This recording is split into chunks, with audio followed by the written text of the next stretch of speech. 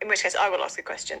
So if we look at the makeup of the board, we are being asked to recruit for, so it's one of the, we're being asked to no longer have a county councillor as a non-executive director.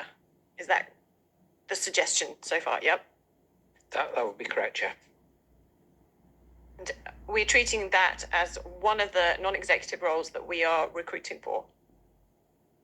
Yes, clearly one of the options could be to have a smaller non-executive membership, or larger. This present moment in time, given the level of diligence and the workload over the next 12 months, it will involve considerable capacity and skill set of the board in terms of the delivery that is expected.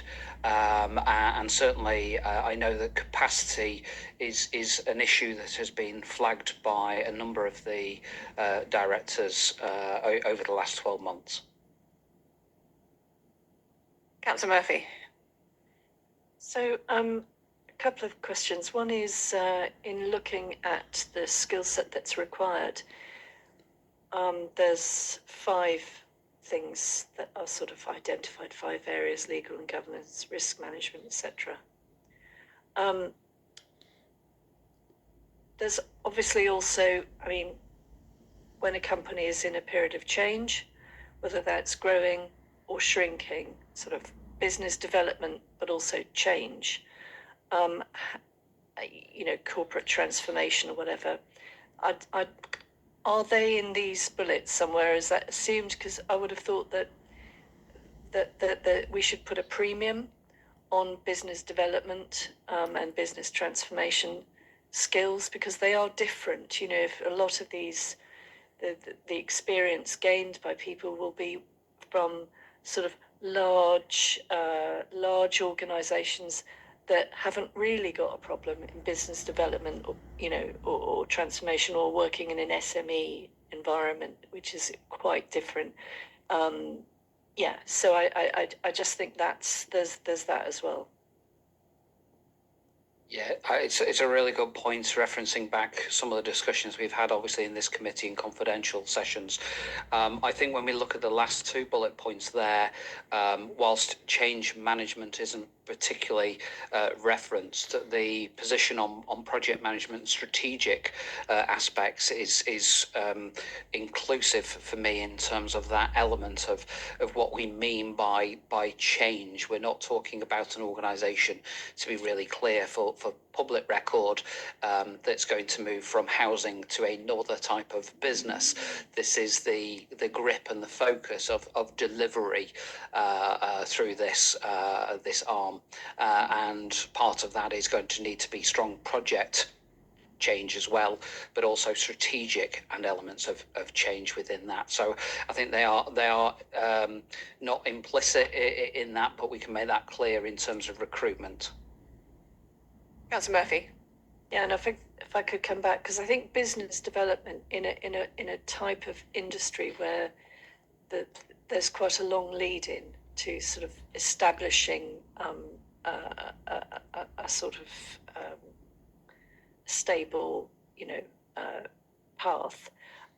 Business development is a really important thing. So hopefully that can be more explicit in the recruitment process, but also in terms of corporate partnering. So one of the things that people sometimes do is have a NED that is representing an organisation that they're in partnership with, or joint venture with, or potential investor, etc. So is that is the potential partnering going to precede the recruitment of the NEDs, so that this could be a possibility?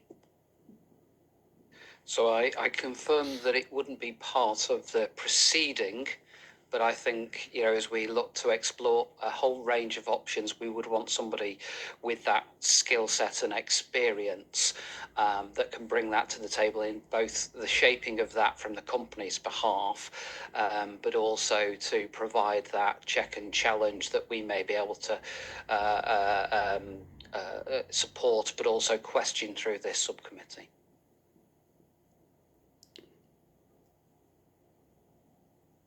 David?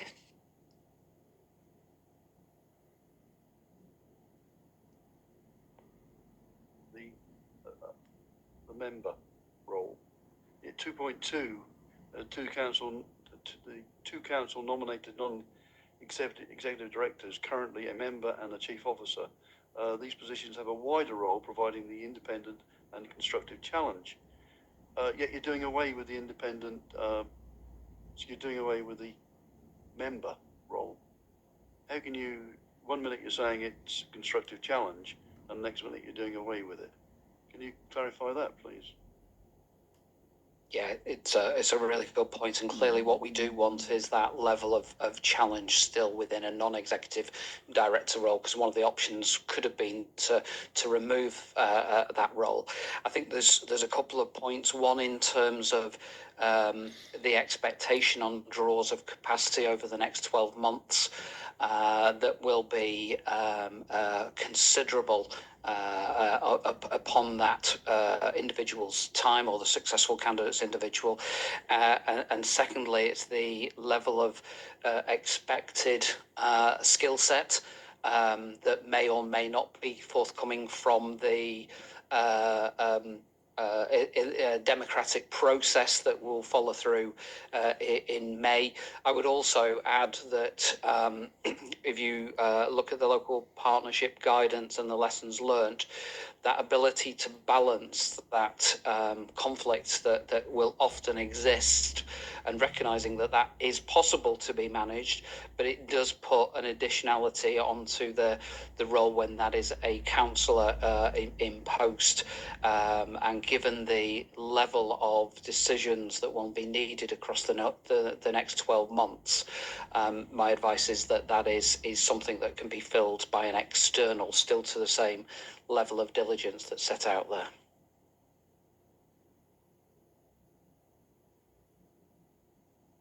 Michael, I agree but disagree, but we'll stay at, let's keep it that, yes. So if I could ask, so currently we have a councillor who is on the board. So, but when they sit on the, so firstly, whereas other board members receive a salary for it, the councillor doesn't. Neither does the neither does the officer member. So it's quite a draw of time which you're effectively giving. So I can see how you might not be able to give the amount of time. So there's a challenge there with having a councillor as a non-executive director. Also, if we could get some clarity about when they sit on the board, their responsibility is to the company, isn't it? How does that, and what is their relationship with the council as a board member?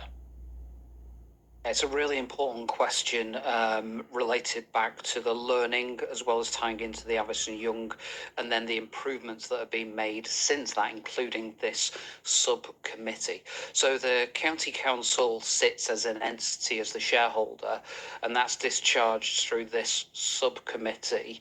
And then the go-between between the company as the shareholder representative, which is myself, appointed through my Section 151 officer role. The board directors, from whichever direction they are appointed from, have a duty as set out under paragraph 2.3 to the company, and that's where their duties lie. I think one of the points that's flagged up in the local partnership is often that is conflicted or confused, where it is a council representative sitting on the board are sometimes viewed as in a de facto the shareholders' views. They're clearly not the shareholders' views. They are purely there for the company.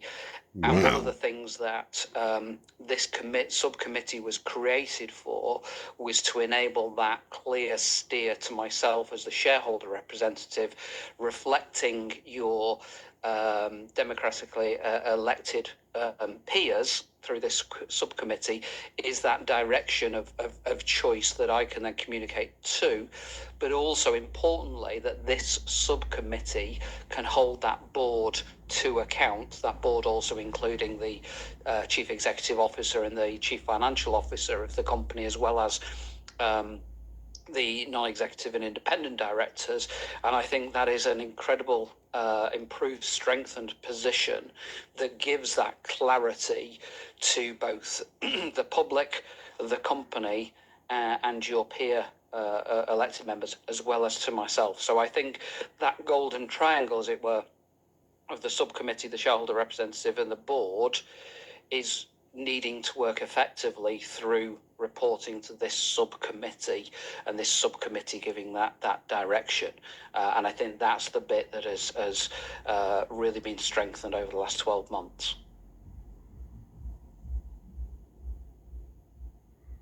Just so I understand it.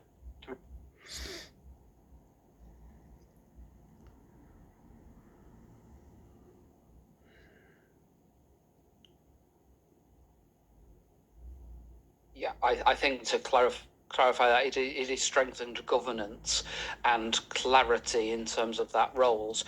So I was approached yesterday by the company around a matter to which I was able to say, I don't have delegation unless I go to committee to get that delegation. That stems from the approval of the business plan. It stems from you giving direction over the shareholders agreement and the articles of association. I act as the representative on your behalf, and that clarity to the company, and therefore their clarity of any council representatives sitting on the board, it is helpful that this subcommittee exists to give that purpose and direction to myself and to the company.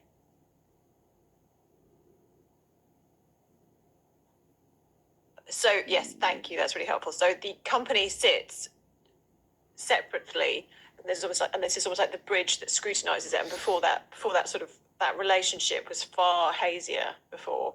I mean, it almost feels to me like a drawing on the website would be helpful just to explain that relationship, because there has been a lot of confusion about it. Yeah, I think that strategic intent and grip, that scrutiny role of the company sits with this subcommittee. So if there are proposed changes such as are brought forward today, it comes from this committee considering what level of governance it wants, what level of control it wants to ensure, that it has to ensure the governance of the company, as well as things like the business plan in terms of the direction. That is set by councillors sitting on the subcommittee representing your peers. I then am able to have that discussion in terms of that is within my delegations to then go out and recruit, as is in this case.